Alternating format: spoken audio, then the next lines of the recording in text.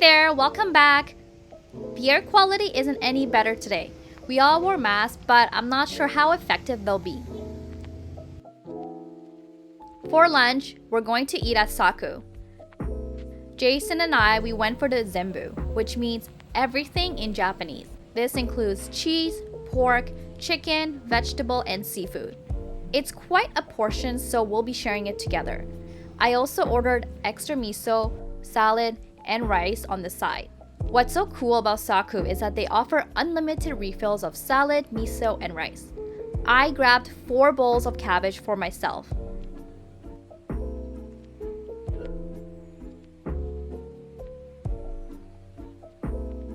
Then we're headed off for some Korean dessert at Seolbeng, a famous chain known for their shaved ice.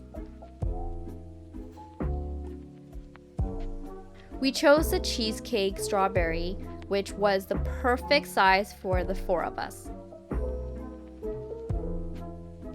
Since we got the car, our next stop is H Mart, the Korean supermarket across the street, to grab some groceries before heading home.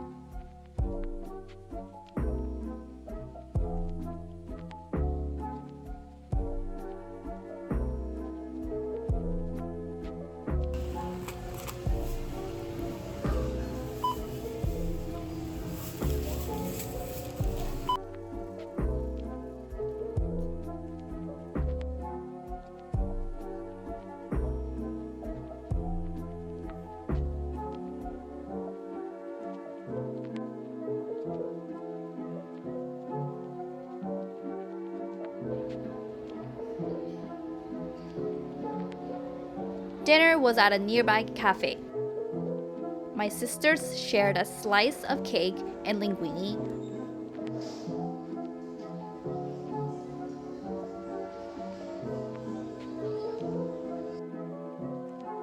While Jason went for the chicken panini. I decided on the spicy bulgogi sandwich with sparkling mango pineapple. It was alright, but a bit too expensive considering that I make bulgogi at home all the time. But I really enjoyed their uniquely black potato. Run around.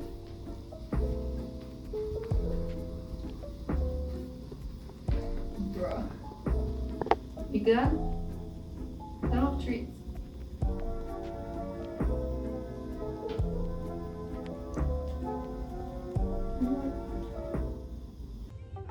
Today's highlight is heading to North Vancouver for the famous Eagle coaster ride.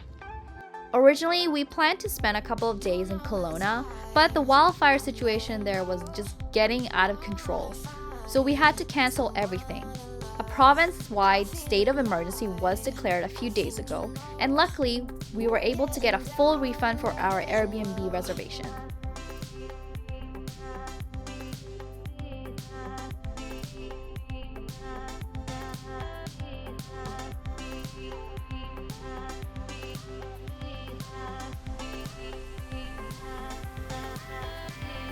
We booked our tickets online and signed a waiver in advance, so all we had to do was really pick them up at the counter.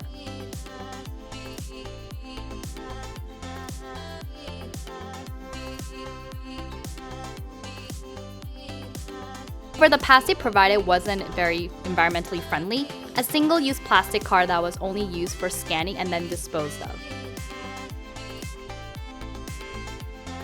The ride starts from the top of Black Mountain and then spans over 1,700 meters, boasting an impressive vertical drop of 279 meters. It opened to the public in 2021 with a price point of $29 before tax, but this year they increased it to $34 before tax, so I paid around $38.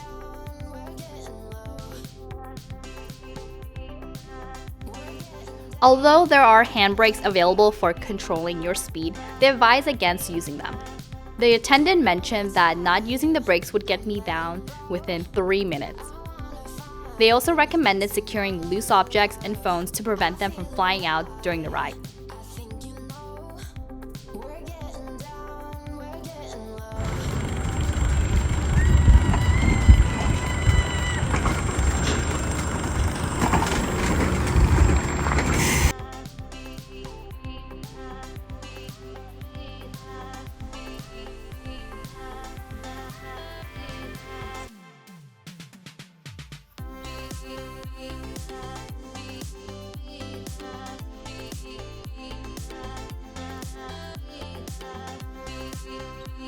In my opinion, considering the price point, the ride felt too short and overall disappointing. We had also booked axe throwing, but it got cancelled last minute due to the ongoing wildfire and the poor air quality. It seemed odd that the Eagle coaster was open while the axe throwing wasn't, but there wasn't much that we could do about it. There was also not much that we could do at this place after the ride, so we quickly snapped some photos and then left very quickly. All in all, I would say it wasn't worth it.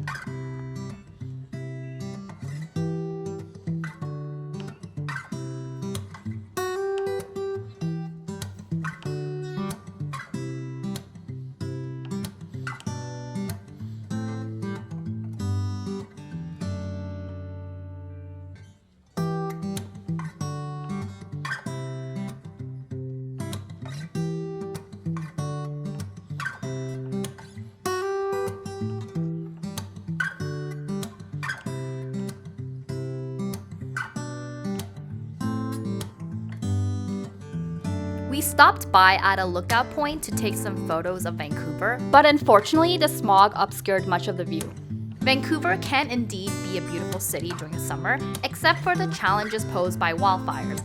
Throughout the rest of the year, it does experience a fair amount of rain. It's important to make the most out of outdoor activities before returning to a more reserved hermit lifestyle.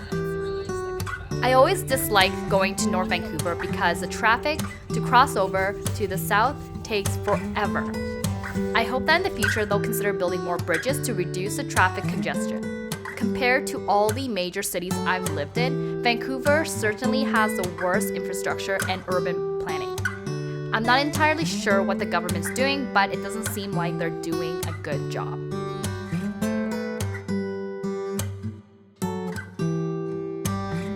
Lately, I've been really into these Chinese yogurt drinks over bubble tea.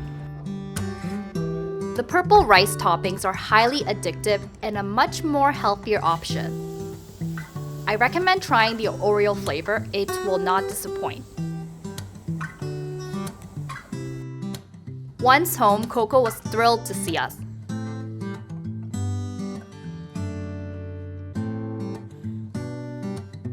For dinner, we had some bulgogi that I marinated the day before. The following day, we explored Richmond and attempted to have lunch at several restaurants, but there was always a waiting list everywhere. Eventually, we managed to get into a Shanghainese restaurant for lunch.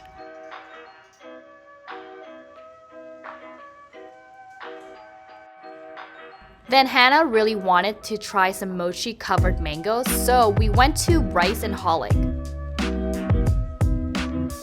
They serve a whole mango covered in mochi and it tastes exactly as it sounds. We also ordered mango smoothie and I must say it was a bit too much mango for one day. It was so delicious.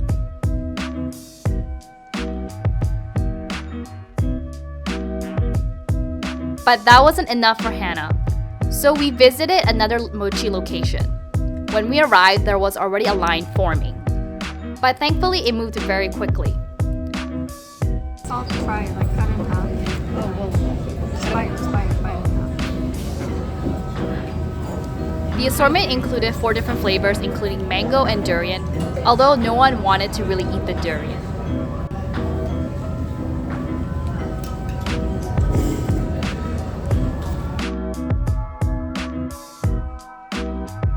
Later, we rushed to Costco and stocked up for the year. I bought a bunch of things from paper towels to toilet papers to Listerine and so on.